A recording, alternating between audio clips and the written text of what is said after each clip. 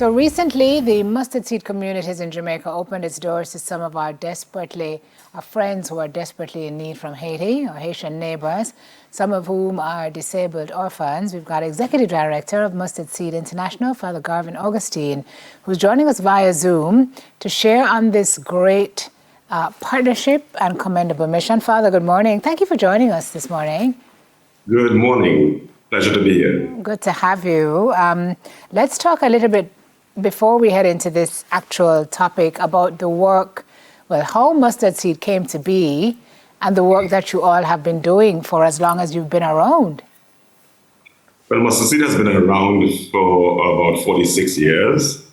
It was started by Father Monsignor Gregory Ramkisoon, and we care for children with special needs, disabilities in Jamaica, but we've also extended our care to children in Nicaragua, Dominican Republic, and Zimbabwe and Malawi in Africa.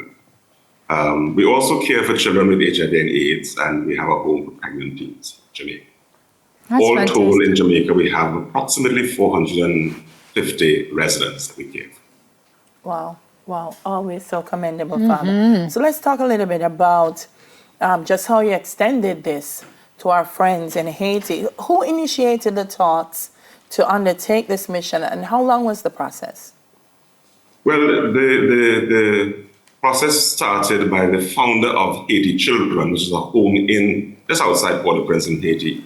And she reached out to us probably about 6-7 months ago, asking us to assist if we could, because of the situation. We all know what's happening in Haiti.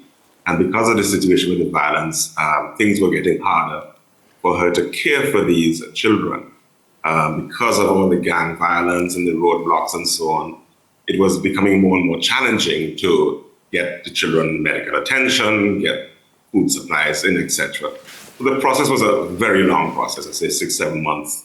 And as time went on, it became more and more urgent. The situation became worse, as we know what is happening now. And it just culminated in the children coming here on Thursday, the 21st, almost 2 weeks ago. This article says, for the first time in as long as they can remember, the residents of Haiti children slept in peace, without fear. And the endless sound of gunshots, their minds troubled nonetheless by their homeland being ravaged by gang violence. What are you getting from them, Father? What are they saying? What is their state of mind? How are they? Well, they're doing fine. I mean, the first night they slept very, very well. And some of the comments we got the next day was, things like, it was good to sleep without hearing gunshots, to sleep in peace. So yes, they're comfortable. They are getting accustomed to the Jamaican food and Jamaican life. I mean, it's only a few days. So, and some of them have lots of challenges and so on. So we're looking after them. I must reach out to the Ministry of Health. They have been very helpful. They've been coming here every day to examine them and help care for them and so on. I think that would end when the period of quarantine is over. Yeah. I know the Mustard Seed community has 12 homes in Jamaica, 10 different locations. Correct. Yes.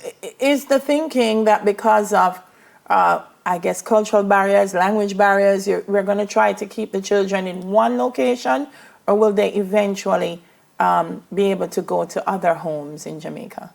That's a good question. As it's early days yet. Right now, they're all in one location, and I must admit it is overcrowded where they are. The the area where they are wasn't built for 59 children.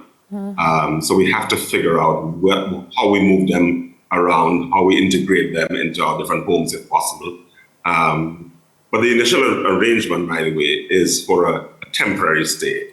Temporary meaning if things get better in Haiti, which we don't know what's going to happen, they will go back to Haiti. But the arrangement is for a 2 to 3 year period. So during that time, as time goes on, we will determine, again, based on their needs, based on their disability, we may move them into other homes that we have across the island. It could be a shorter time, but it could also be a longer time, Father?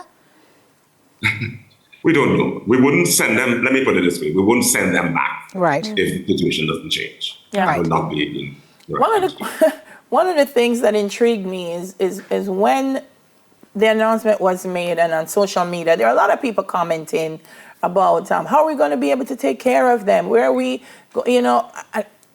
how, Father, how? Because you have, boy, mustard seed community, you really plant a mustard seed, how do you manage to take care of so many children and then extend to children who are coming into Haiti? How do you manage? First and foremost, it's by the grace of God. All right, we are Christian people, we are a Christian organization, and we are doing God's work. So it's by the grace of God. Remember, again, Haiti is our neighbor, and I think it's unfortunate that this country it's the poorest, most desperate country in our region, and I think we have to be able to do something to help them. We are looking at a very limited population of persons with special needs, with disabilities, and that's what we do here in Jamaica. So it's sort of it's a good fit. So we take them in, we care for them. Yes, there are certain practical things that are needed, but the home, the Haiti Children Organization, is actually going to continue to help fund the care of the children. That doesn't mean that the other resources that we need, but that's what we do, and we will care for them by the grace of God. And so, Father, on this very practical note, what do you need? I mean, currently, how are you funded? But if there are folks who are watching this morning, from individuals to groups to corporate entities, who can help because they see how noble this initiative is, first, how are you funded? And two, how can we help you for the work to continue? Well, Mustard Seed is funded by the Jamaican government gives us a stipend for the children we have here, which is about 20% of our costs. And the rest of it, we fundraise. We fundraise to care for children. These Haiti children, their organization will fund their care. So it's not going to be a burden on the Jamaican government or directly on Mustard Seed communities. Good. However, there are other costs. There are other costs included. Remember, these children came with nothing. They came with just the clothes on their backs. So wheelchairs, diapers, they use a lot of diapers, food, clothing, beds. I mean, anything and everything that one would expect, in a normal home. I must also add that so far, the Jamaica has stepped up. The corporate Jamaica, they've got lots of donations already. People have reached out, companies, organizations, individuals have reached out and supported us. But we continue to seek and to ask people to get in touch with our head office, and you can give whatever you can. It could be, as I say, it could be a roll of toilet paper. We need everything from wheelchairs to toothbrushes. Kind of. Yeah. So nothing is too much. Pin to an anchor type situation. Yeah. We lift our hats to all the folks who. How big is your team? What is it? How big is your team? How big is the Mustard Seed team? Oh, it's huge. We employ 500 people in Jamaica. But here at Jacob's Ladder in Monique, where this is our biggest location, it's a huge location. We have about 140 staff, which includes drivers and cooks and cleaners and caregivers, round-the-clock caregivers, and so on.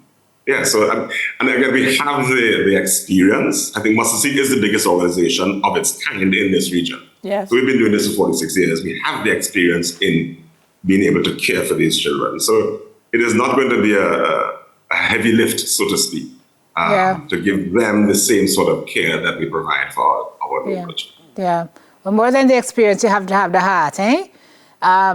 We have to go, but I'm curious how a gentleman who started out in construction ends up in this kind of work, Father. We don't have time for that. We have a couple of seconds. It is by the grace of God. I think I just fell in love with the ministry. I started off as a volunteer, and then I became a priest. But it was because of the children and making a difference to the lives of people. I think that's important. That's what we all call to do, to make a difference, positive difference to the lives of others. And that's what I am hoping that I'm achieving. We thank you for that. Bless you. Thank you for that. It was a pleasure. And for the work you and your team continue to do. We know it's not easy work, but it is rewarding work when you see the difference. It is fulfilling work, yes. That you're making in people's lives. Thank you very much, Father. Please say howdy to all the folks down there with you in Monique. It must be cold this morning, no? It's lovely. It's a beautiful environment, yes. Very nice, very nice. Thank you very much. Executive Director of Mustard Seed International, Father Garvin, I'm going to say Gavin because that's what we usually know, Garvin Augustine. Yes, after the break, raising autism awareness.